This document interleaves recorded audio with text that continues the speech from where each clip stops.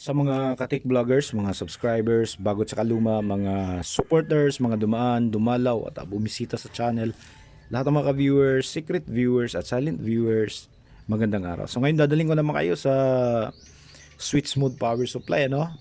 Na switch mode power supply ng lead lights at switch mode power supply ng amplifier. So ito yung lead lights natin. Kung ang tawag dito lead driver. Tapos ito yung power supply natin ng amplifier. Okay? So 6 ampere pareho. Ito 19 volts, 24 volts. Ito na may 24 volts, 8.3 ampere. Tingnan nyo naman. Sa tingin nyo kung alin yung mas malaki, yung 6 ampere o yung 8 ampere. Okay, so although pareho silang switch mode power supply, pero magkakaiba po sila ng trabaho. Ginawa natin tong video na to para po doon sa mga kasama natin sa grupo, na mga nagdi-DIY. Nagawa na natin yung tungkol sa paggamit nila ng DC-DC converter. Ngayon naman dito sa power supply, kasi napakaraming problema na nakikita ko doon. Pinopost, nababasa ko na distorted yung tunog. Tapos napakalaki na ng power supply na amperahe na ginagamit nila, matataas na yung wattage, pero kung titingnan yung voltmeter nila bumabagsak, lalo na kapag nilalakasan at bumabayo na yung driver, yung speaker, biglang bumabagsak yung voltahe. So ito po yon, kasi nakikita ko doon yung mga ginagamit na power supply, madalas hindi lang isa, siguro doon sa mga pinupost na napakarami, sa 10, dalawa lang yung nakikita ko na tumatama doon sa power supply na ginagamit. Madalas ginagamit ay yung lead driver o switch mode power supply na ginagamit sa mga LED lights. So magkakaiba po sila ng trabaho. So yung dito sa lead lights natin, ang continuous po dito ay yung kuryente. So constant current to. Ito, kuryente yung continuous dito. So automatic na nag-a-adjust na lang yung voltahe doon sa required voltage ng LED, yung ilaw. Okay? Samantalang dito, ang continuous dito ay yung voltahe. Okay? Yung constant voltage dito, constant current Dito, constant voltage. Tapos, nagva-vary na lang yung nito, nagva-vary na lang yung amperahe nito, yung kanyang kuryente, depende sa load. So yun yung pinagkakaiba nila. Tapos ito, minimintin dito yung yung tawag nito. Minimintal nito yung kuryente para maiwasan yung pagkakaroon ng sobrang pag-overheat nung lead lights, yung LED lights. Samantalang ito, ang inaano nito ay yung yung tawag nito, yung audio fidelity, yung acoustic noise. Yun yung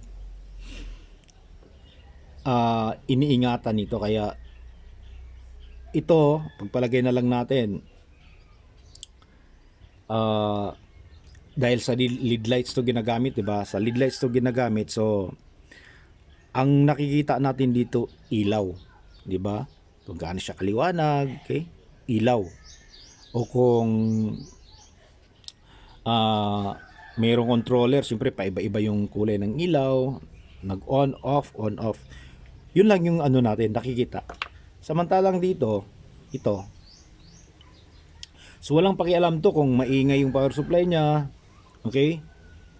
Yung basta hindi naman siya grabe, kasi kung sobrang grabe na rin, magfi-flicker na yung ilaw. Pero dito kailangan malinis talaga yung power supply, kaya kung titingnan natin, ayun yung EMI filter niya, magaganda. Tapos pagdating dito naman, okay? Yung sa audio ay yan, merong half regulated, semi-regulated, tsaka fully regulated. Pero ngayon, pagka magandang klaseng power supply, talaga yan, fully regulated yan. Hindi katulad dito na madalas mga ganito ay unregulated. Itong mga ganito.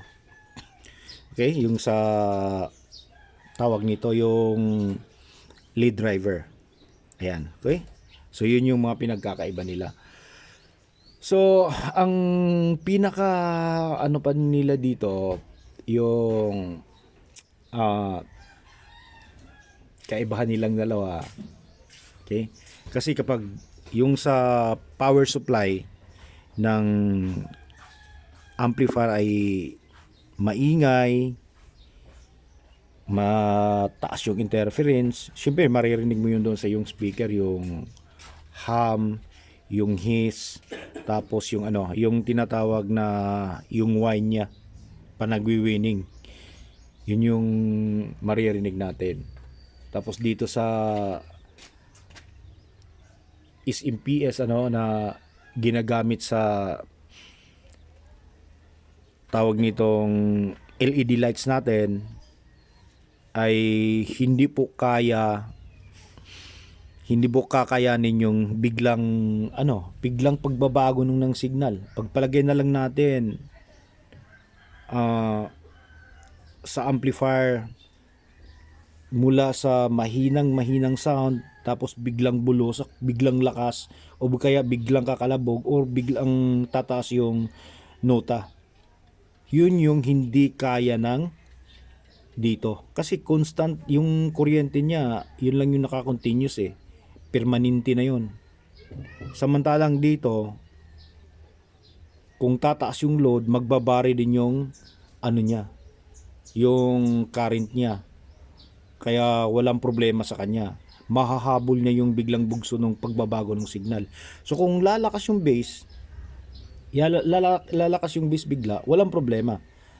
Hahabol yon at makaka-recover siya kagad. Samantalang dito, dahil fix na yung kanyang current, ay hindi na. Kaya mangyayari, makikita mo, babagsak yung voltahe.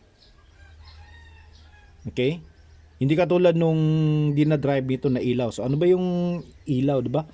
Yung ilaw, kung pag turn on mo noon, kung gaano kaliwanag yun, yun na yun, di ba? Hindi nalalakas yun.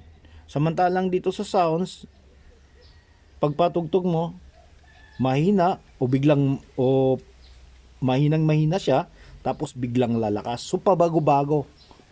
Yun yung yun yung design na wala dito sa lead driver natin. Kaya doon sa mga kasama natin sa grupo, sa mga DIYer, kailangan alamin nyo. Kaya nga doon sa mga power supply may nakalagay lead driver o anong klaseng power supply, charger, mga ganun. Alamin nyo kung ano, gagana din naman gagana din. Kaya lang hindi mo makukuha yung tama, hindi mo makukuha yung tamang tunog, hindi mo makukuha yung tamang performance ng amplifier. Okay, so ano ba yung pwede bang gamitin? Halimbawa, pagpalagay na lang natin, maganda yung filtering dito, tapos hindi naman siya gaanong maingay, hindi naman siya gaanong maingay. Ang ano natin dito, pwede mo nang gamitin yan. Kaya lang, kailangan mo ng mas mataas na amperahe. So yung TB21 natin saka MT21, pagpalagay na lang na yung required current noon 8 ampere 24 volts.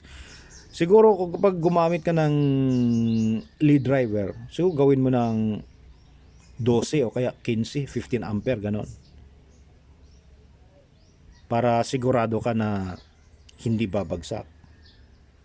Pero hindi ko pa rin masabi na sigurado dahil hindi din naman natin masasabi na yung power supply na yun ay gumagamit ng mga magagandang pyesa o maganda yung pagka-design ng power supply.